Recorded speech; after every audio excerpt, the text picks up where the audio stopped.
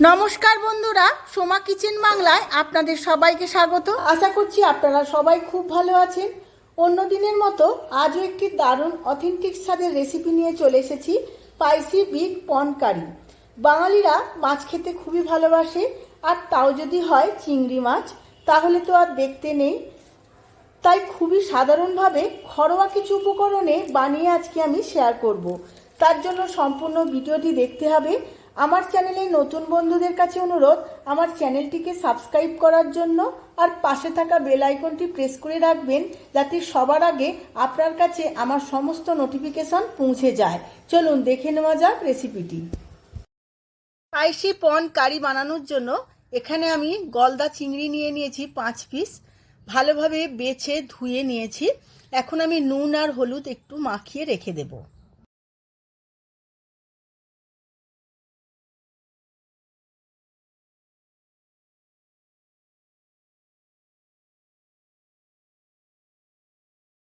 নুন হলুদ ভালোভাবে মাখিয়ে নিয়েছি। এইভাবে 10 মিনিট রেস্টে রেখে দেব। একটা স্পেশাল মশলা বানিয়ে নেব, তার জন্য ফ্রাই প্যান বসিয়ে নিয়েছি। এর মধ্যে দিয়ে দিলাম 3টে ছোট এলাচ, অল্প একটু কাবাব চিনি, অল্প একটু লবঙ্গ, হাফ ইঞ্চি দারচিনি, হাফ চামচ ধনে, হাফ চামচ মৌরি। এই সমস্ত মশলাগুলো ড্রাই রোস্ট করে নেব।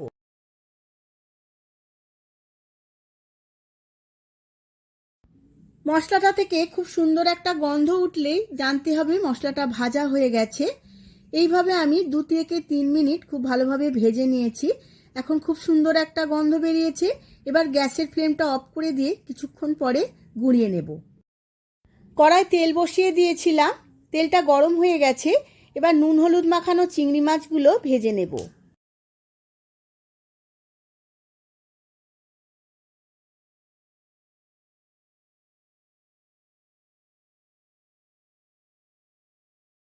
চিংড়ি মাছগুলো 1 পিঠ ভাজা হয়ে গেছে।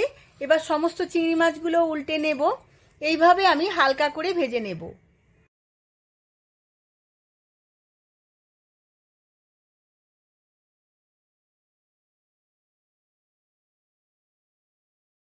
সমস্ত চিংড়ি মাছগুলো হালকা করে ভাজা হয়ে গেছে।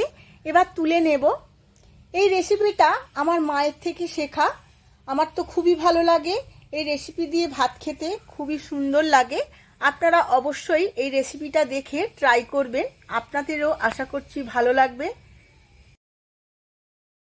চিংড়ি মাছ ভাজার তেলের মধ্যে আমি কিছু ফোড়ন দিয়ে দেব। তার মধ্যে দেব হাফ চামচ জিরে, একটা শুকনো লঙ্কা, আর 2 চামচ রসুন কিমা। এই রেসিপিতে রসুনের ভাগটা একটু বেশি লাগে। রসুনটা খুব ভালো করে ভেজে নেব।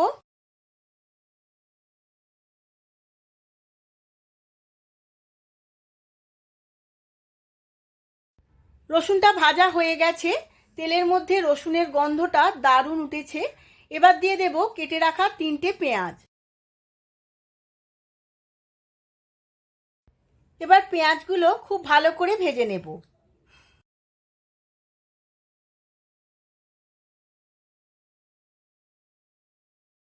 পেঁয়াজগুলো ব্রাউন করে ভাজা হয়ে গেছে। এবার দিয়ে দেব কেটে রাখা টমেটো। টমেটোটাও পেঁয়াজের সাথে খুব ভালো করে ভেজে নেব। তার মধ্যে দিয়ে দেব 1 চামচ চিনি,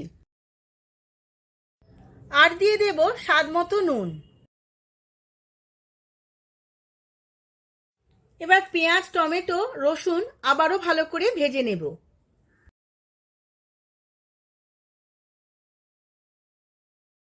এই সমস্ত উপকরণগুলো খুব ভালো করে ভাজা হয়ে গেছে। এবার এর মধ্যে দিয়ে দেব 1 চামচ আদা রসুন বাটা।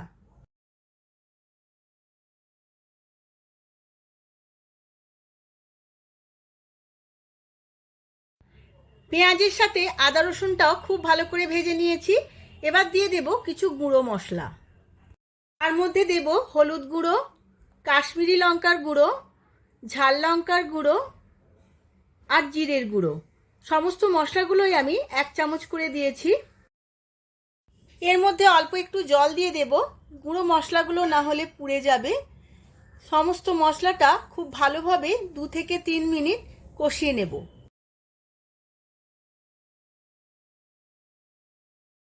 সমস্ত মশলাটা খুব ভালোভাবে কষানো হয়ে গেছে। এবার এর মধ্যে দিয়ে দেব কাজু আর আমন্ডসের গুঁড়ো। আমি এখানে 2 চামচ কাজু আর আমন্ডসের গুঁড়ো নিয়ে নিয়েছিলাম। সমস্ত মশলার সাথে কাজু আর আমন্ডসের গুঁড়োটাও খুব ভালোভাবে কষিয়ে নেব। সমস্ত উপকরণগুলো খুব ভালোভাবে কষানো হয়ে গেছে। এবার ভেজে রাখা চিংড়ি মাছগুলো দিয়ে দেব। এইভাবে আরও 5 মিনিট চিংড়ি মাছটাও সমস্ত মশলার সাথে কষিয়ে নেব।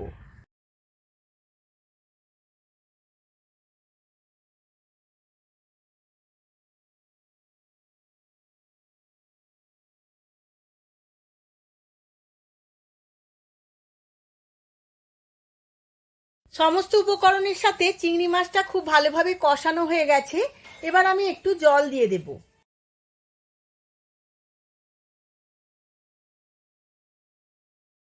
গ্যাসের ফ্লেমটা মিডিয়াম রেখে চাপা দিয়ে আমি 10 মিনিট সেদ্ধ হতে দেব।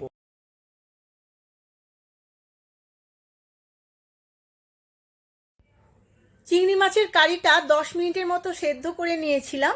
এবার দিয়ে দেব আগে থাকতে বানিয়ে রাখা স্পেশাল মশলা। সমস্ত মশলাটাই দিয়ে দেব আর দেব ফ্রেশ ক্রিম।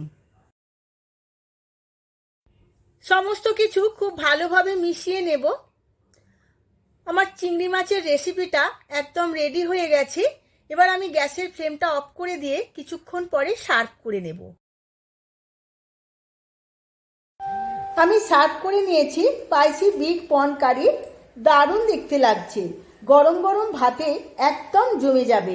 আপনারাও আমার মতো করে বাড়িতে একবার বানিয়ে ফেলুন, আর কেমন হয়েছে আমার কমেন্ট বক্সে জানাতে কিন্তু ভুলবেন না।